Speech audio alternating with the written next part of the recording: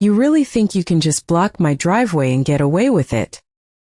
Jake muttered under his breath, watching as Maggie Whitmore, HOA president and self-appointed queen of Willowbrook Estates, parked her car at the end of his private drive again. Her eyes were locked on his house like she owned the whole neighborhood. That was it. The final straw. Jake Thompson had enough. He wasn't just going to let this woman push him around like she had with every other neighbor in the community. He had worked too hard for too long to have someone like Maggie throw her weight around and make his life miserable. This wasn't just about a driveway, this was about respect. It was about standing his ground. And it was time to make sure she learned that in the hardest way possible. Jake had been living on this land for nearly 5 years. His grandfather had passed it down to him, 40 acres in the heart of Texas, a piece of land that had seen 3 generations of Thompsons. Every inch of it was a reminder of the values his family had worked hard to uphold: honesty, integrity, and self-reliance. When Jake bought the land, it wasn't just to live there, it was to build a home and a future. This driveway wasn't just concrete and gravel. It was a symbol of that future. He had made sure to keep the land exactly the way it was meant to be, avoiding any kind of HOA interference. He even bought the access road separately to ensure that no one could touch his property. It was a pricey investment, but it was worth every penny. That's why when Maggie started parking at the entrance to his driveway, telling him that he was violating some neighborhood rule about property access, it felt like a slap to the face. This wasn't the first time Maggie had tried to push her power around.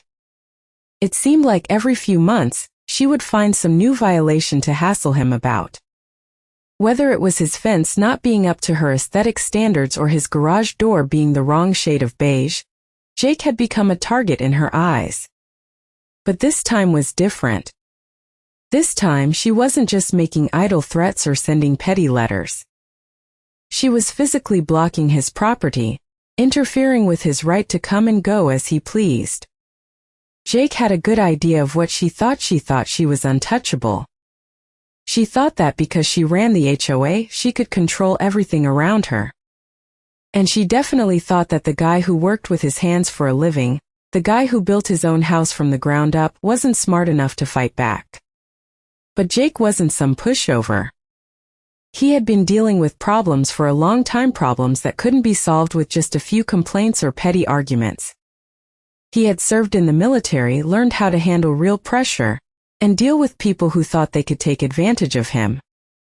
Maggie might have been playing a game of power, but Jake was about to show her that the real power was in knowing the rules, using the law to your advantage, and if need be, turning the tables completely. It wasn't about being loud or angry. It was about being smarter. As Jake stood there staring at Maggie's smug face through his windshield, he knew one thing for sure.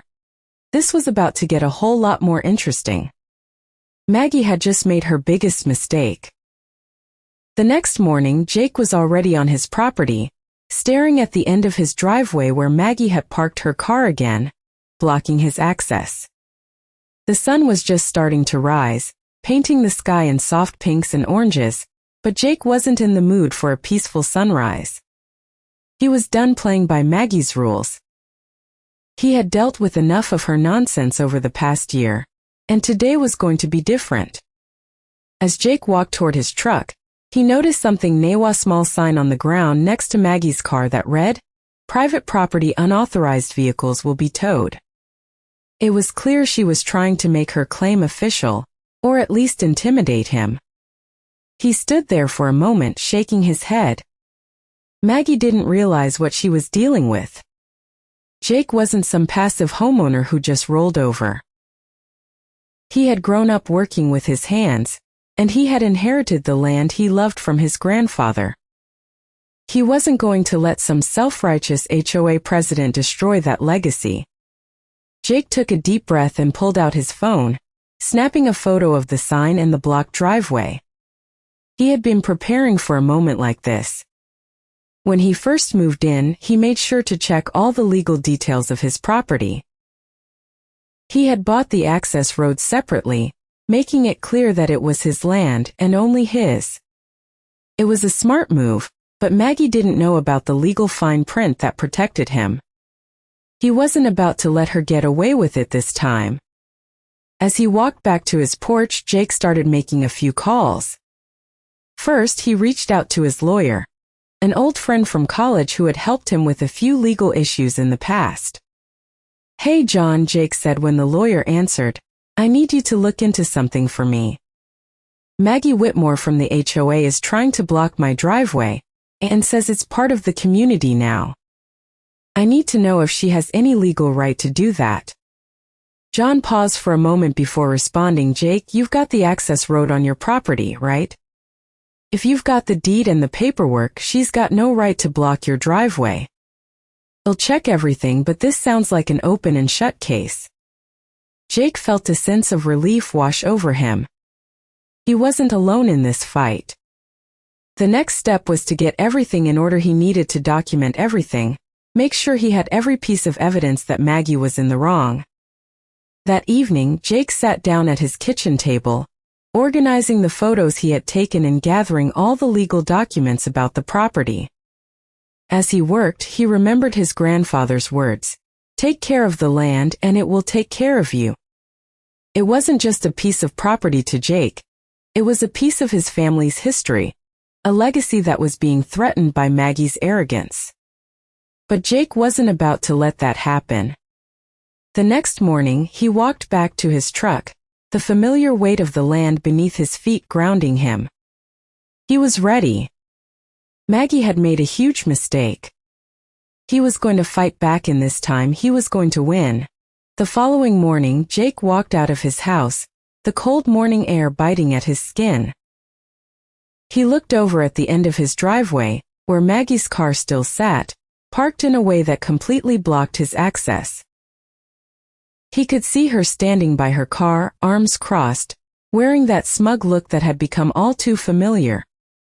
But this time it didn't faze him. Instead, he felt a calm sense of confidence settle in. Jake knew that today things were going to change. He had already prepared his case. Everything he needed was laid out neatly on the kitchen table. He had the deed to the property, all the legal documents proving that the road leading to his house was his and his alone. Now it was just a matter of confronting Maggie and making her understand that she had no power here. He walked toward her car, his boots crunching against the gravel with each step. As he got closer, he could see the look of surprise in Maggie's eyes. She hadn't expected him to be so bold. "What do you think you're doing, Maggie?" Jake asked, his voice steady and calm. Maggie raised an eyebrow, her lips curling into a smirk. "I'm just making sure this neighborhood stays up to standards," she said, clearly trying to sound official. "You're violating community rules by blocking access to the road." Jake shook his head slowly. "That's where you're wrong," he replied. "This road is mine. It's not part of the community. I own it and you have no right to block it." Maggie scoffed, clearly unwilling to accept what Jake was saying. "You're just some guy who thinks he knows everything. The HOA has the authority to know, Maggie." Jake cut her off, his voice firm. "You don't get to do this. I've got the legal papers right here. This road is part of my property, and I'm not going to let you bully me into giving it up." He reached into his jacket pocket and pulled out the documents, holding them out for her to see. Maggie's face turned red as she glanced at the papers, clearly realizing that she was in the wrong. She tried to recover, but Jake could see the doubt creeping into her expression. "You can't just make this go away," she stammered. "Oh no, you won't," Jake interrupted again, his voice even more forceful now. "I've already spoken to my lawyer. You're the one who's in violation of the law, not me. So, hey Race, what's going to happen? You're going to move your car and we're going to forget this ever happened. If you don't, I'll take legal action. And trust me, you won't like the outcome." Maggie didn't say anything for a moment. She stood there, frozen, her mind racing as she processed what Jake had just said. Jake stood tall, his eyes locked onto hers, confident that he had the upper hand now. He had spent years building his life on this land, and he wasn't about to let someone like Maggie take it away from him. Maggie glanced down at the papers again, her face pale. She didn't have a response. Slowly, she turned and walked back to her car, fuming with anger but knowing she had no choice but to obey. As she got in and drove off, Jake couldn't help but feel a sense of victory. It wasn't just about the road or the property. It was about standing up for himself and not letting anyone take what was rightfully his. This was his land, his home, and Maggie's little HOA games weren't going to win this time.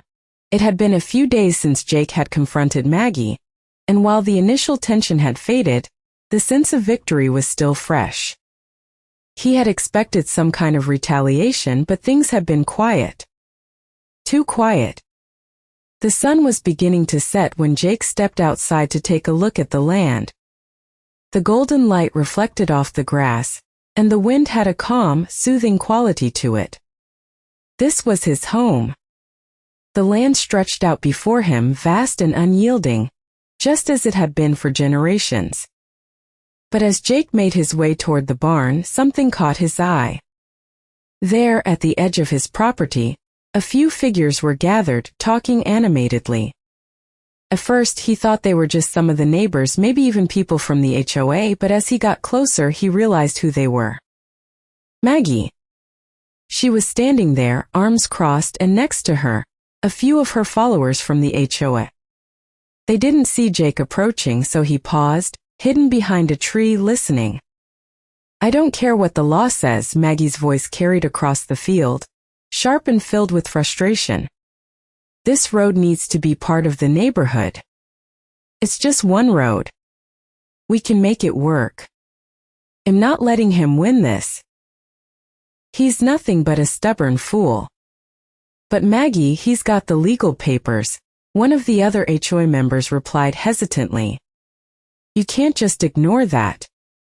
"Oh, I can, and I will," Maggie snapped. "This neighborhood needs to be unified. If he's not willing to play by the rules, then we'll have to make our own. It's for the greater good, right?" Jake's stomach tightened. The audacity of it. She had already tried to take what was his, and now she was plotting to do it again, but this time she was doing it under the guise of unity. It was clear Maggie wasn't going to back down. She had a plan.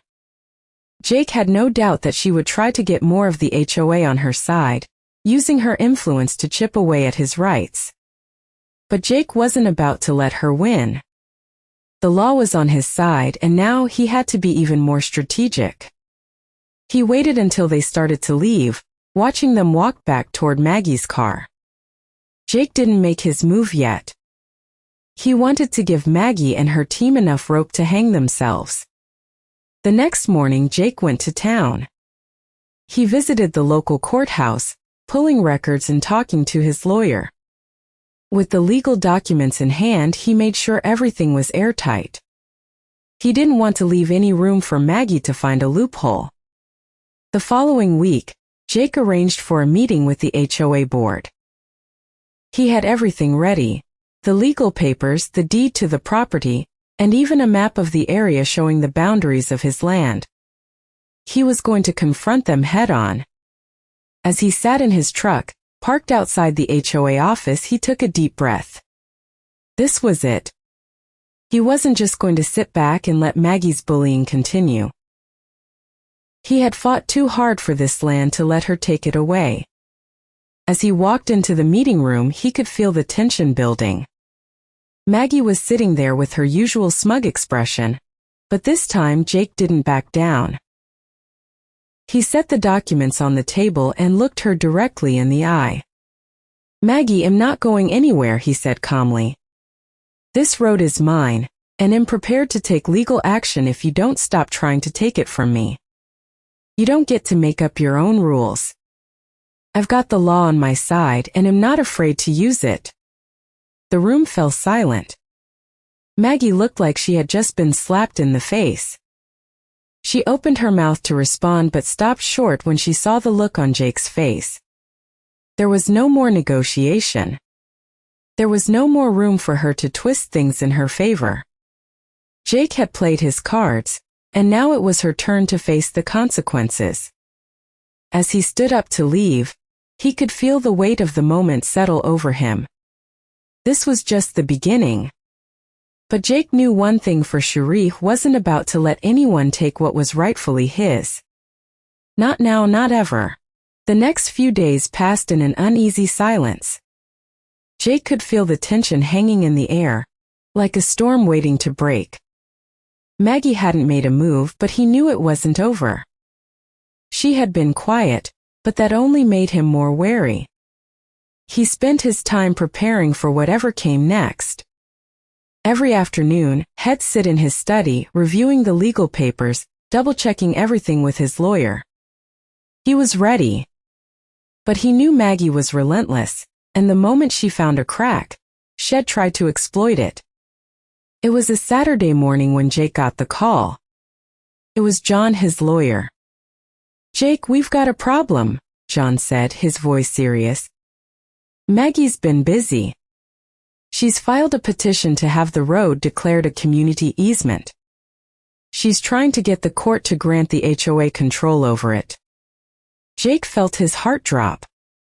He had expected this move. Maggie was playing the long game.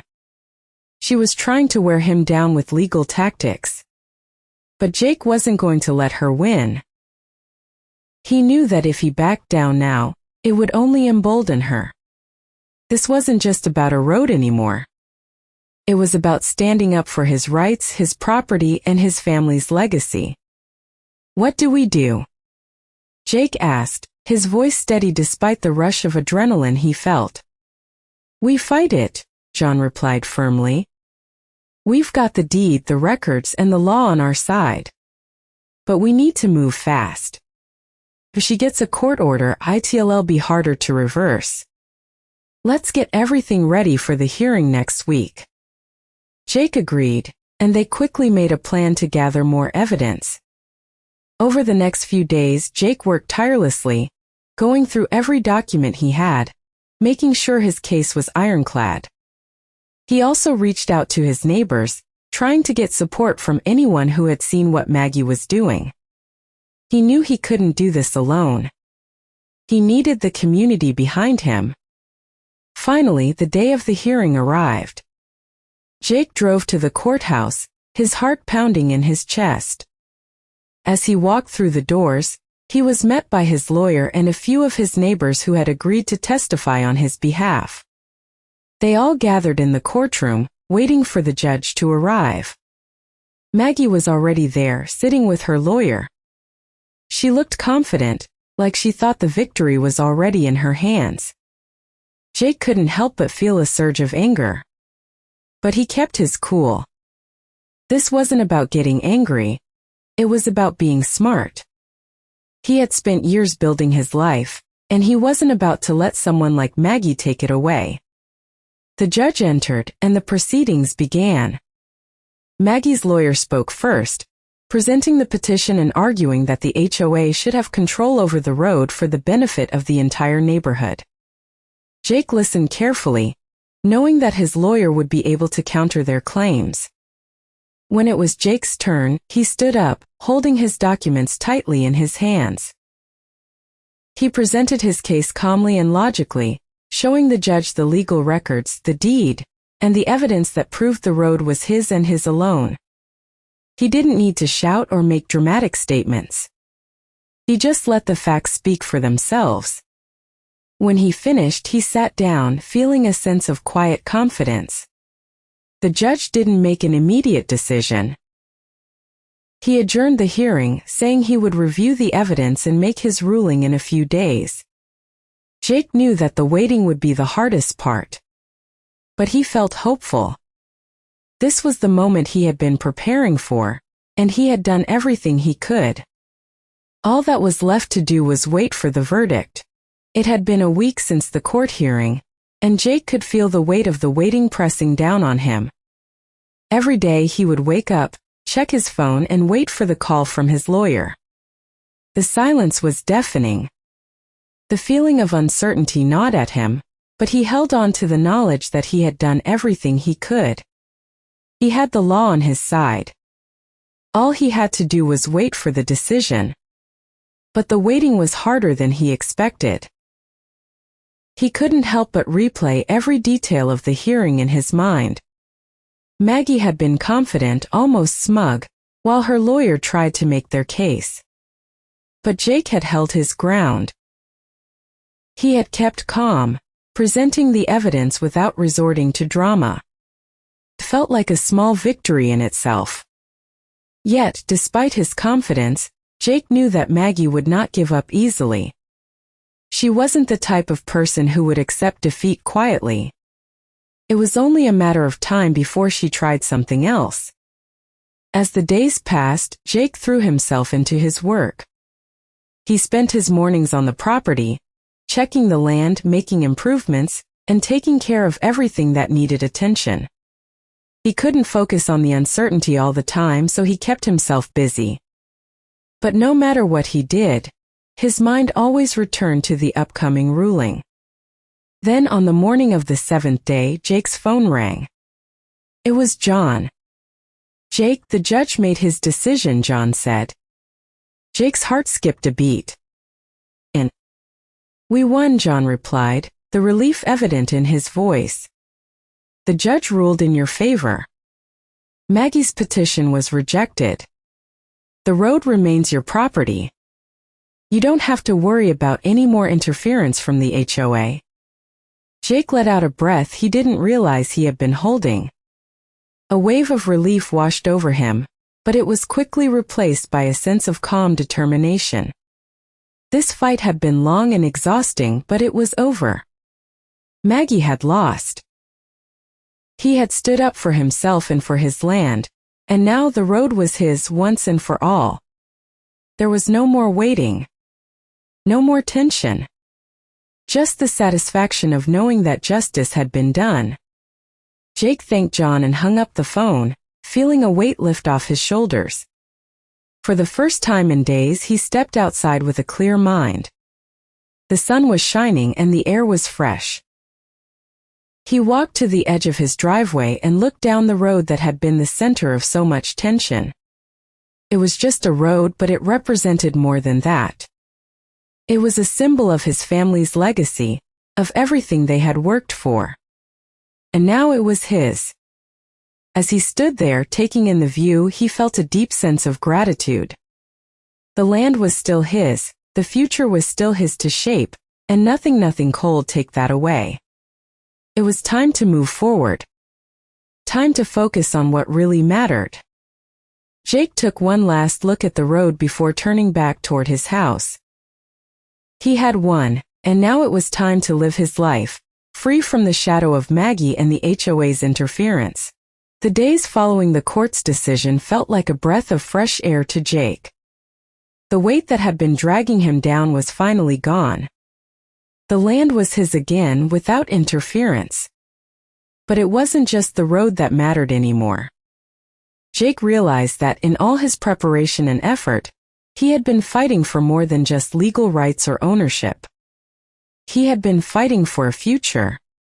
The victory wasn't just about winning against Maggie or the HOA. It was about taking control of his life, his family's legacy, and his land. He spent the next few weeks taking small steps to move forward.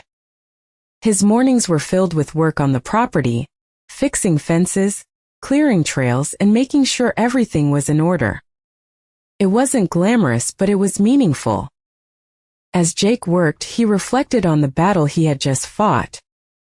He remembered the moments of doubt, the frustration, the fear that maybe he wouldn't win. But in the end, it had all paid off. He had stood his ground. He had done what he needed to do. And now it was time to enjoy the peace he had worked so hard to secure. A week later, as Jake was sitting on his porch watching the sun set over the land, he got a visit.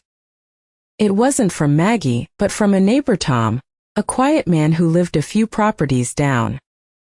Tom had always been friendly, but had never been one for long conversations. This time, though, he came over with a purpose. "Jake, I heard about what happened with the HOA," Tom said, sitting down beside him on the porch.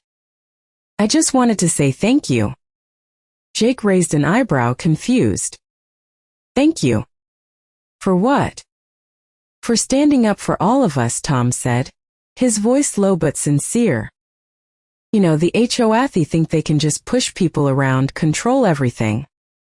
But what you did, you gave us all a little hope. You showed us that we don't have to just roll over." Jake hadn't expected this. He had been focused on his own fight, his own property, but hearing Tom's words made him realize just how much his actions had impacted others. It wasn't just about him, it was about standing up for the right to live freely. The conversation with Tom stayed with Jake for days. He hadn't thought about the larger impact of his fight, but now it was clear. He had set a precedent, not just for his land but for his neighbors too.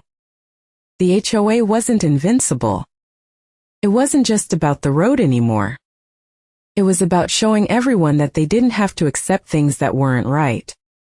That day, Jake felt something he hadn't felt in a long time, a sense of pride, not just in winning, but in doing something that mattered. The fight was over, but the changes it had sparked were just beginning. As the months passed, Jake continued to work on his land, making improvements, but now he did it with a renewed sense of purpose. The victory had given him more than just legal ownership. It had given him his confidence back, and more importantly, it had given him the opportunity to shape the future, not just for himself but for everyone around him. He wasn't just a man with a piece of land anymore. He was a symbol of resistance, a reminder that no one, not even the HOA, could take away what was rightfully his. Months passed since Jake's victory, and life on the land gradually returned to a peaceful rhythm. The tension with the HOA had dissipated, and Maggie's presence seemed to fade into the background. The community, once under the thumb of the HOA, began to feel a shift. Neighbors who had once been quiet about the HOA's overreach started to speak up. Some even stopped by Jake's place to thank him. It wasn't long before word spread that Jake had taken a stand, and his victory became something more than just a personal win. One sunny afternoon, Jake was working in the barn, his hands covered in sawdust as he worked on a new project. The work was hard, but it was satisfying. He was building something, creating something that would last long after he was gone. The sound of tires crunching on gravel made him stop. It was a familiar sound, one that he had almost forgotten in the months since Maggie's defeat. Jake set down his tools and walked outside to see who was coming up the drive. It was Tom, the neighbor who had thanked him months earlier. This time Tom wasn't alone. He was with a few others from the neighbors who had been quiet before, but now they were walking up to Jake's door with a different look in their eyes. "Jake, we wanted to talk to you about something," Tom said, a grin spreading across his face. "We've been thinking about it for a while, and we decided we wanted to follow your lead." Jake raised an eyebrow, unsure of what they meant. "Follow my lead?" he asked. "Yeah," one of the other neighbors, a man named Jim, spoke up. "We've had enough of the HOA's control. We want to take back the community, and we think you're the person to help lead the way. You've already shown us that it's possible to stand up to them. We want to know how we can do the same." Jake was taken aback. He had never expected something like this, but as he looked around at the group of people standing on his porch, he could see the determination in their eyes. They were ready. "I didn't do it alone," Jake said, his voice steady. "Took all of us working together. If you're serious about this, it's going to take everyone. You can't do it just for yourself. It's about the community." "We're ready," Tom replied. "We're ready to take back control." The conversation continued, and as the afternoon wore on, Jake realized that this wasn't just about him anymore. It was about all of them. Together they could push back against the HOA, and this time they wouldn't just be fighting for individual rights, they'd be fighting for the whole neighborhood. Jake felt a surge of pride. The fight he had started was now bigger than he had ever imagined. He had sparked something in his neighbors, and together, they could reclaim their community. The decision wasn't easy, but it felt right. The next step was clear. Jake agreed to help organize a meeting. He would show them the steps he had taken, the documents he had used, and the strategy that had worked for him. Over the next few weeks, the group grew. More and more neighbors joined, each one tired of the HOA's overreach. They were ready to fight, and Jake was there to guide them, just as he had guided himself. They didn't know what the future held, but one thing was certain. This time they were in it together. As Jake looked out over the land that had been at the center of his own battle, he felt a deep sense of fulfillment. He had fought for what was rightfully his, and now he was helping others do the same. It wasn't just about owning the land anymore. It was about preserving the freedom to live the way they wanted without fear of being controlled. Together, they were going to make sure that freedom would last for generations to come. The meeting was set for the following week. Jake stood in front of a small crowd of neighbors, all of whom had gathered in the community hall to discuss their next move against the HOA. The room was filled with a quiet sense of anticipation. People were finally ready to stand up for themselves, to take control back from the HOA that had ruled over them for so long. Jake wasn't just there as a participant, he was leading the charge. The same sense of calm determination he had felt when standing up to Maggie weeks ago was now guiding him through the steps he was about to take. "All right, let's get started," Jake said, his voice steady but full of conviction. "We're here because we're tired of the way the HOA has been treating us. We're here because we want to reclaim our rights, our land, and our community." He paused, scanning the faces in the crowd. "And we're going to do that together." He moved toward the front of the room where a whiteboard stood ready. Jake had planned for this moment for weeks, gathering information, organizing notes, and making sure everything was in order. He had been through the process himself, and now he was going to share the steps with everyone who was willing to fight alongside him. "The first thing we need to do," Jake continued, "is come together as a group. We need to make sure everyone knows their rights, and that means understanding the law and the deeds to our properties. We'll need a petition, signatures from every one of you, and a clear plan of action. This is our first step." The crowd murmured in agreement. Jake could see the energy building, the fire starting to kindle in each of them. This wasn't just about one person standing up anymore. It was about all of them, united for a cause that was bigger than any one individual. Jake went on to explain the next steps.